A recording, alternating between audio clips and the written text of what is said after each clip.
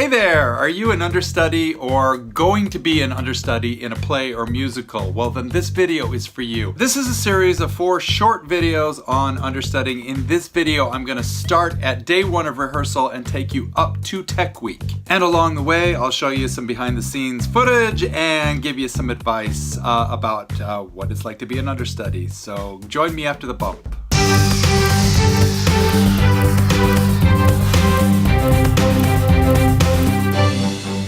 Hey everybody, my name is Doug Fall. I am your augmented actor, helping you augment your acting career with tips, tactics, and tech. If you're new here, please remember to subscribe so you can get more content like this delivered to your doorstep. And without further ado, let's go look at what it's like to be an understudy. I'm at Village Theater, and this is the first day of rehearsals for Curious Incident of the Dog in the Nighttime. And I am understudying 2 roles in the show, Ed and voice number 4. If you don't know the show, well, you might know by watching some of these videos. I'm very excited to get started today. I'm going to be documenting my process as an understudy for you. And right now, the equity members are all gathered together in another room, and they are going over contracts and issues with equity and all that stuff.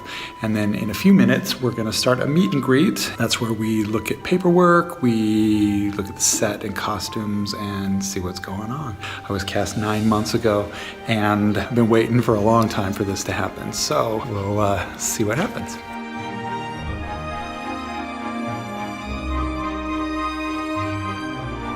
We just got done with our first rehearsal and we did a meet and greet. Learned about the exciting sets that are going to be happening, and then we did a read-through of the show. I wasn't really required to be there, so they had me read stage directions for part of the show. That was fun, so I got to feel included. A lot of large theaters, small theaters don't use understudies because their runs are short, or they just don't have the budget for it. But understudies and covers are very important for shows because you never know when you might need it. Not only could an actor injure themselves or be ill, but there could be all sorts of other conditions that would require an understudy to go on. For instance, you might notice outside my window that snow is falling very heavily, which is really disastrous in Seattle due to the terrible road conditions here. So somebody might get snowed in, they might need an understudy. And this last year, Rent Live was on television, and the lead guy got a broken ankle, and they had to do a pre-recorded version of the show. I didn't see it, I'm not a big Rent fan, but that kind of thing can go wrong. And if they had just had a cover or an understudy, they could have done the show, So anyway, it was great to meet the cast, and I'm going to now drive back to Seattle in the snowstorm and hope I get home safe, because I don't have an understudy.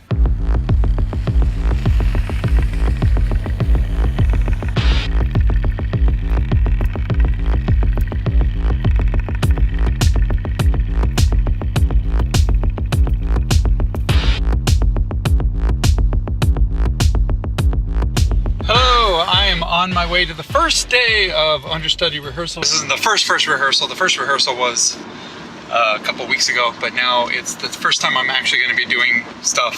So I'm excited to see what happens and what the day brings.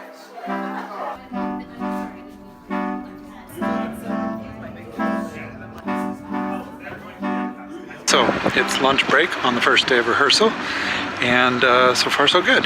The 5 of us who are understudying who are not in the show sit off to the side with music stands, and we just take notes as the cast is working their way through the show. So we get to watch the rehearsal process. There's a lot of writing things down in pencil and then going back and erasing it. And the cast is really supportive. People who are playing the roles are conferring with their understudies and offering up information, and they're helping each other run lines, and it's just sort of a community environment. It's very, very nice to walk into.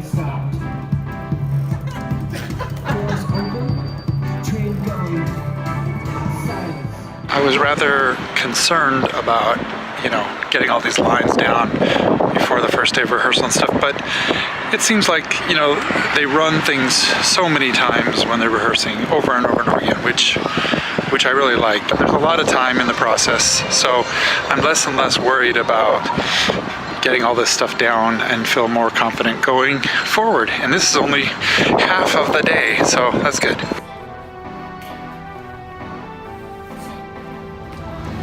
So we are going into day 4 of Understudy rehearsals, and like the 3rd week of rehearsals in general. And we are almost done staging Act 2. Sorry, I'm in a tunnel right now. And it's been an interesting process. I've gotten a chance to stand up and work some of the choreography with the other understudies on the side.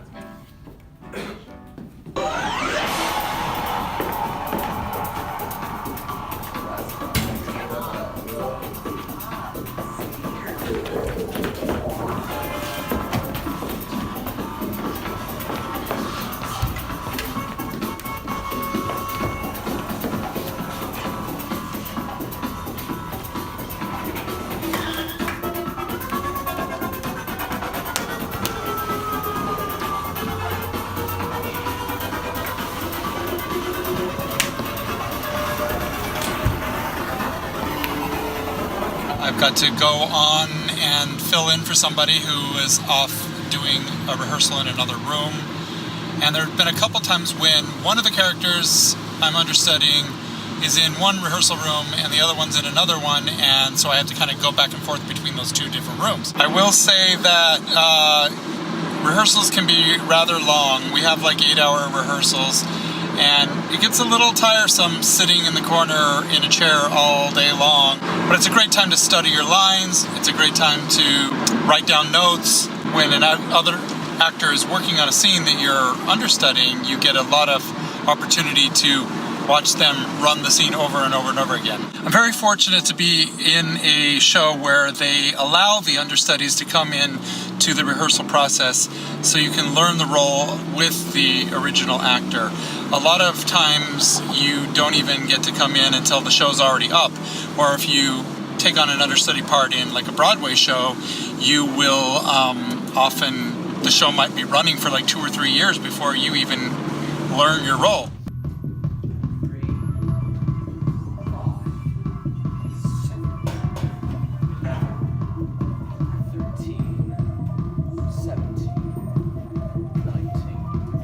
When you get the chance to rehearse with the original actors, it really does give you a chance to bond with the cast and be there through the learning process and the character development process so that you kind of are both on the same page.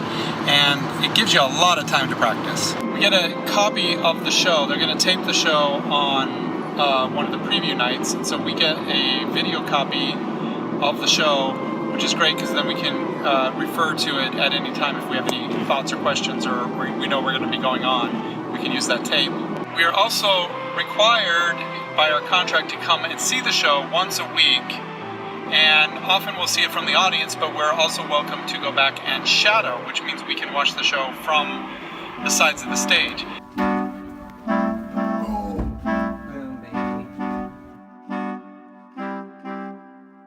Now, in our particular production, there is no wing space. It's sort of an open format set, so the audience can see the crew and the other actors as they're, basically on stage through the entire show.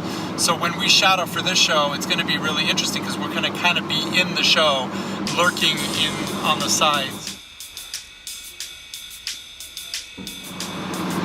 Whenever you're offered an understudy role, you got to understand that you're not on stage, you're not in the show, and so it can sometimes feel like a little bit of a letdown maybe, but you got to realize that it's a very crucial role and it's a very difficult role, and so anybody who can do an understudy and do it well, especially if you go on and get a chance to prove yourself in the part, that's going to win you a lot of points with whatever theater company has hired you. So always look at understudying as an opportunity to get your feet wet or get known as an actor in a theater.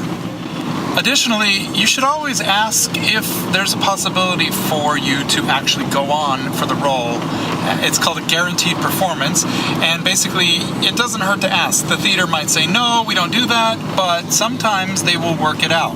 Knowing that you will get a chance to go on, it really just sort of, it makes it all worth it. When I've understudied 3 roles in a show and I never went on once, and that can be a little discouraging, a little disappointing, because you put all that work in and you never get to go on stage.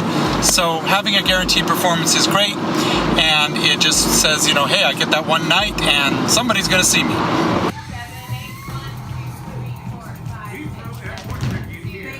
Be sure to check out part 2 of this video where I take you through Tech Week up till opening night.